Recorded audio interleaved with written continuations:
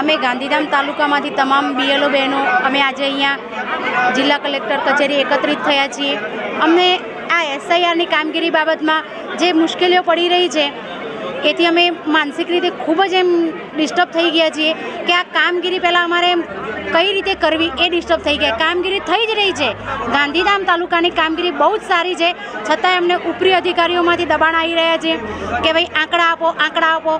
બીજી વાત કે બહેનોને ગમે ત્યારે ફોન કરીને કચેરીઓમાં બોલાવવામાં આવે છે. બહેનોને પરિવારની જવાબદારી છે, પોતાના બાળકોની છે, સ્કૂલની જવાબદારી છે.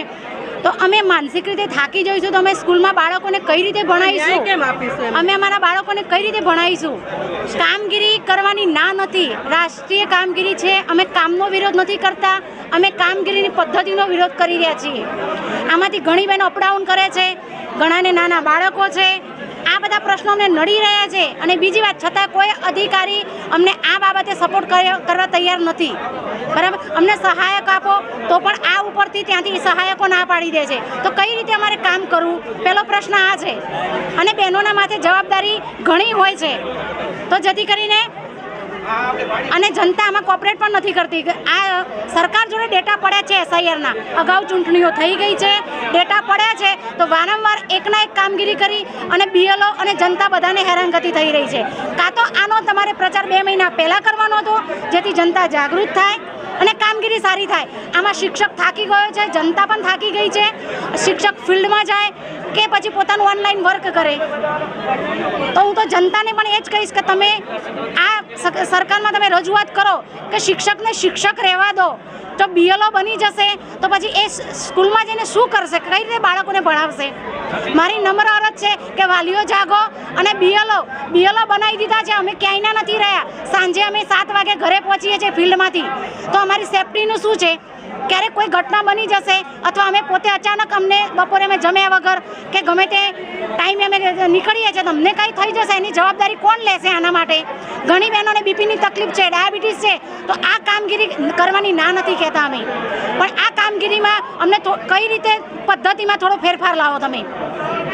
અમારા પર પ્રેશર ના આવે, બસ આટલી નમ્ર અરજ છે.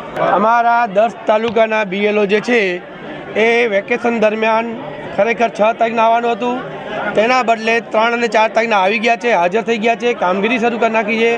પણ છેલ્લા ઘણા દિવસોમાં અતિશય દબાણ જે થતું હતું અને અતિશય ધમકીઓ મળતી હતી, એટલે બધા જ તાલુકાના બધા જ બીએલઓ અહીંયા જિલ્લા કલેક્ટર કચેરી ખાતે આવ્યા છે.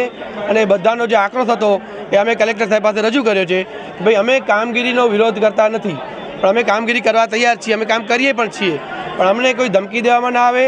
અમને 7 વાગ્યા પછી અમે 6 વાગ્યાનો ટાઈમ હોય છતાં 7 વાગ્યા સુધી કરવા તૈયાર છીએ. રાતે અમને ક્યાંય ઓફિસોમાં બોલાવવામાં ના આવે. ખાસ કરીને બહેનોને જે ધમકી આપવામાં આવે છે એ ધમકી બંધ કરે. ઘણા અધિકારી એવું પણ છે, કહે છે કે તમે ખોટું સાચું કહીને પણ આપો. તો અમારા શિક્ષકોએ ક્યારેય ખોટું કામ કર્યું નથી અને ખોટું કરશે પણ નહીં. થોડોક સમય લાગશે તો સમયની રાહ તો જોવી જ પડશે. અને શિક્ષકોને ખાસ વધારે સમય આપવામાં આવે અને કોઈ દબાણ કરવામાં ના આવે. અને બીજી એક વિનંતી એ છે કે કુલ અંદાજિત 1500 જેવા બીએલઓ હોય, એમાંથી 95% પ્રાથમિક શિક્ષકો છે. તો કચ્છ આખામાં તો 12,000 કર્મચારીઓ છે. તો બીજા બધા કર્મચારીને પણ આમાં જોડો. ફક્ત ને ફક્ત પ્રાથમિક શિક્ષણને જોડો છો, જેથી કરીને ખરેખર નાના બાળકોનું શિક્ષણ બગડે છે. અને આપણે જો ભવિષ્ય વિચારતા હોઈએ ભારતનું, તો નાના બાળકો જો શિક્ષણ નહીં લે તો આગળ વધીને દેશ કેમ આગળ વધશે? અમે વાલીઓને પણ અપીલ કરીએ છીએ કે તમારા બાળકોનું શિક્ષણ બગડી રહ્યું છે તો તમે પણ આગળ આવો અને તમે આ કાર્યક્રમનો વિરોધ કરો. છતાં અમારી ના નથી.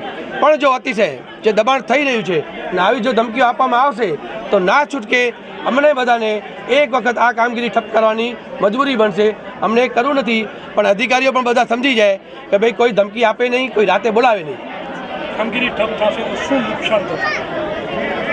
કામગીરી જો ઠપ થાય તો વધારેમાં વધારે નુકસાન તો આપણા જિલ્લાને પણ થાય. આપણા જિલ્લાના જે કર્મચારીઓ છે એ જો કામ નહીં કરે તો મતદારોનું કામ રહી જશે અને એના જે ઓળખ કાર્ડ છે કે અથવા તો જે મતદાર યાદી છે એને બનતા વાર લાગે. પણ અમારે આ ફરી ફરીને કહી છે અમારે કરવું નથી, પણ અમને આના માટે મજબૂર ન કરજો. તમે જો મજબૂર કરશો તો અમને ના છૂટકા કરવું પડશે. આજે અંદાજિત 100-200 થી 250 શિક્ષકો આવ્યા છે અને આગામી અમે વળી પાછું કહીએ છીએ કે અમે કામ કરશું, અમે કામ કરી પણ આપશું. પણ અમારે જો આ મજબૂરી થઈને જો કરવામાં આવશે અમે રાજ્ય સંઘમાં વિરોધ કરશું અને અહીંયા પણ છેલ્લે બાસીને ધરણા કરવા પડે અમે એક ધરણાનો કાર્યક્રમ પણ આપશું. સુપ્રસિદ્ધ જૂનો અને જાણીતો માંડવીનો કચ્છી આદર્શ દટ્ટા એટલે મિની પંચાંગ એની ખાસ વિશેષતા. સારી ગુણવત્તાના રંગીન પાના, દરેક પાને દિવસ રાત્રિના ચોઘડિયા. ગુજરાતી તિથિ સચોટ મુસ્લિમ તારીખ. સાગરખેડુ માટે દરિયાઈના રોજ મિશ્રી તારીખ. કચ્છ સૌરાષ્ટ્રના મેળાની સંપૂર્ણ જાણકારી તેમજ જોવાલાયક સ્થળોની માહિતી. જૈન દેરાસરો, હિન્દુ મંદિરો તેમજ મુસ્લિમ તહેવારોની માહિતી. જાહેર રજાની વિગત. જમ્બો સાઇઝ દટામાં અંગ્રેજી તારીખ અને મોટા અક્ષરે તેમજ યાદીની નોંધ અને જગ્યા.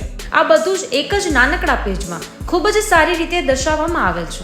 દરેક ભગવાનના ફોટાવાળા મુસ્લિમ તેમજ કુદરતી દ્રશ્યવાળા પુઠ્ઠા ખૂબ જ વ્યાજબી ભાવે. 3 સાઇઝના દટ્ટા તથા પ્રીમિયમ સ્ટેન્ડ દટ્ટો કચ્છના દરેક સ્ટેશનર પર ઉપલબ્ધ. વધુ વિગત માટે સંપર્ક આદર્શ પ્રિન્ટિંગ પ્રેસ, સ્ટેશન રોડ, શાંતિ ચેમ્બર, ભુજ, કચ્છ. મોબાઈલ 8758640270 તેમજ 9825355286.